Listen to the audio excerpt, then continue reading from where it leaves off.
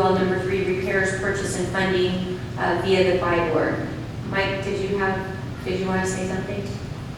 No, ma'am. Oh, okay. All right, is there any further discussion? Will our city secretary please call roll? Mayor Pro Tem Grant, Yes, ma'am. Councilmember Salazar, Yes. Councilmember Greider, Yes. Councilmember Hernandez, Yes. Councilmember Martin, Yes. Mayor Pierce. Yes. All right. Please, thank you. Thank you. Thank you so for much. coming out and explaining. Thank you.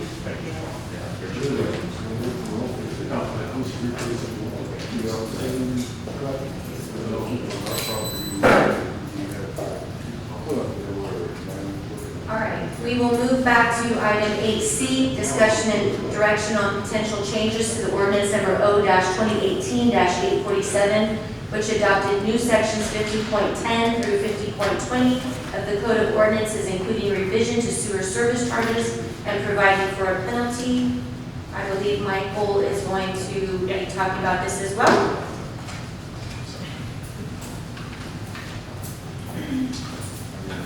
I apologize, Madam Mayor, I wasn't able to hear everything you were saying. All I did was read the ordinance, read the agenda item, and I'm letting you talk about it for the changes to the ordinance. So that would be item C, is that correct, ma'am? Yes. Okay. I'd like to speak to section 2, item C. The new commercial accounts, in my opinion, should have a minimum deposit of $300. This deposit should cover the dumpster, the water, as well as the sewer. New commercial accounts, if it is a new business, the city manager can, at their discretion, increase the deposit if they determine that the type of business will utilize more services. This is how I feel as though it should be read, and the reason I feel as though it should be worded in that manner is because currently our city managers have an entire discretion as to what they charge, when they charge, and who they charge, and how they charge for their services. So if it were spelled out like this, then your city manager would have to apply that direct amount and wouldn't short any business. You're looking for uniformity. Yes, sir, uniformity. Gotcha. Now, it does give my wording would give the city managers discretion such that if you have an extreme water user,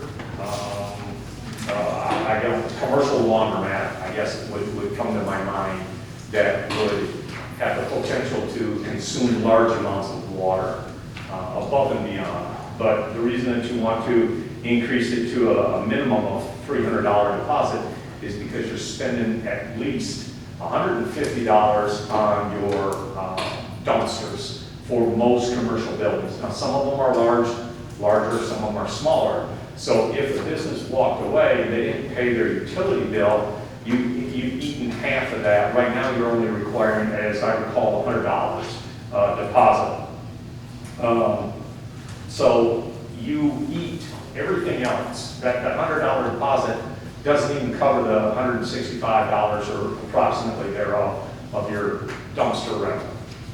So the city itself is losing money just on that, not speaking at all about the water usage or the wastewater that is being billed to that building as well. So that's why I worded that the way that I did. If there's no further questions, I'll continue on. I do, actually, you said the 300, but then what did you say about the city manager shall determine the deposit on the type of business? Yes. Is there a guideline for the city managers to decide that? No, that's what the current ordinance is. Right. And no, there is no guideline, so I think what he's proposing gives an actual fee, Right. as opposed to the way it reads right now. But I meant, is there a breakdown of like specific businesses? And that's the only reason I'm saying, because it says if it's a new business, the city manager shall determine the deposit on the type of business. So I was just curious how the city manager would know. Yeah, and that's been the challenge, and, you know, Right. I've had to do it, you know, a couple of times so far, and, you know, it's, Well, you got a car wash, or you got like a laundromat that's really excessive. And I think that's. No, I get that, Okay. but. yeah, what we've been looking at is typically, you know, what's the size, what is the, you know, usage. I mean, we had to look at Quick Trip. Okay, Quick Trip is a larger, business that may pay more than a small restaurant that Right. opened up. So we, you know, I've been having to just take those things into account and come up with a fee. I mean, it would be better to have something established. Correct. Well, you have a baseline. Yeah. Okay. It'll still come up in I'm case. just curious if there was a. But that would be your And minimum. that could be something to Yeah. add as a type of, you know, business. I was just size curious. Or. I was just curious if there was something, you know, Yeah, you can't charge a $10 golf course business, it's gotta be, yeah. sorry. But to expect somebody like the size of, you know, ATV distribution warehouse to only pay $100 and Church's Chicken pays the same amount, is really not reasonable.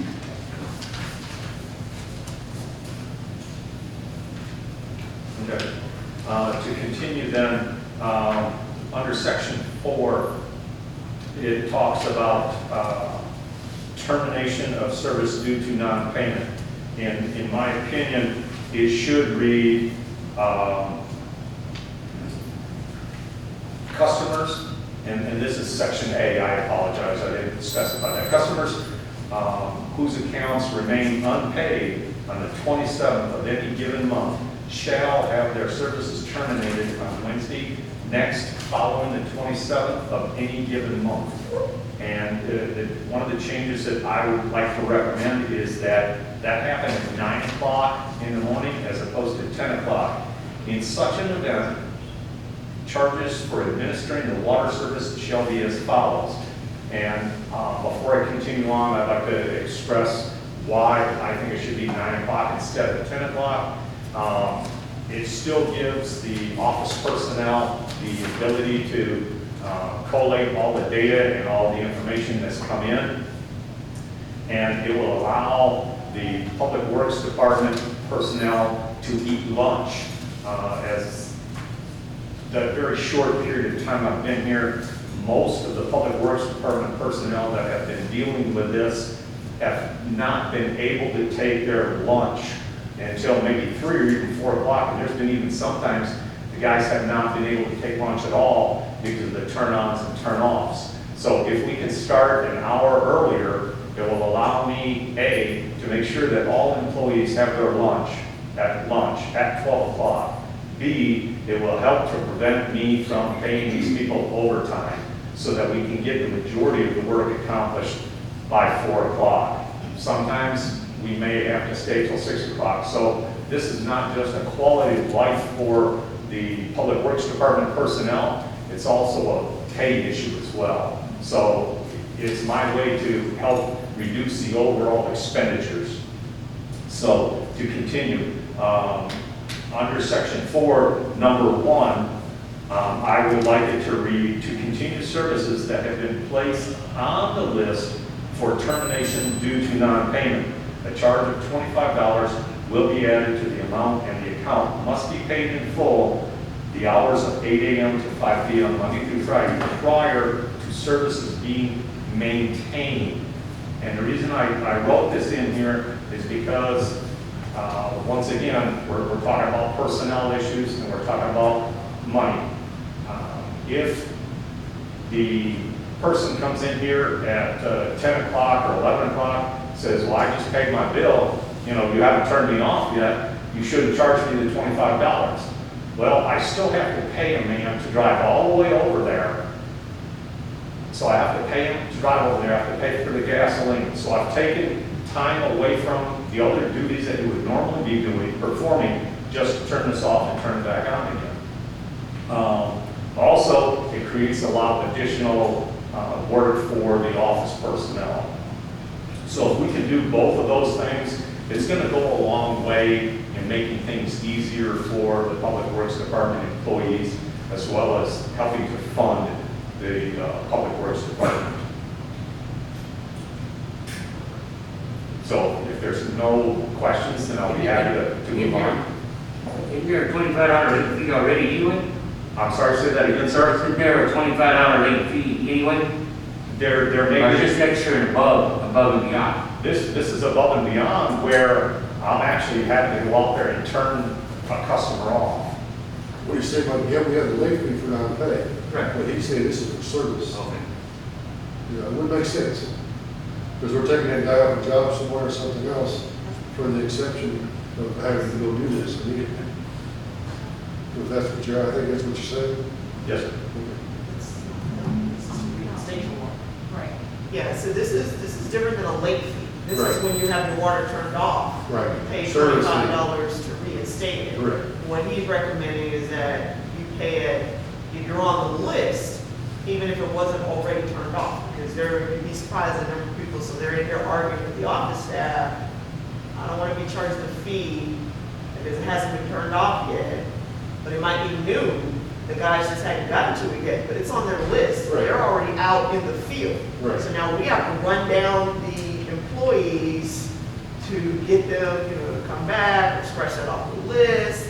There's a lot of back and forth. So it's still work that it costs us. Well, it's time and money, and the thing is, people procrastinate till the last second, and it does cost.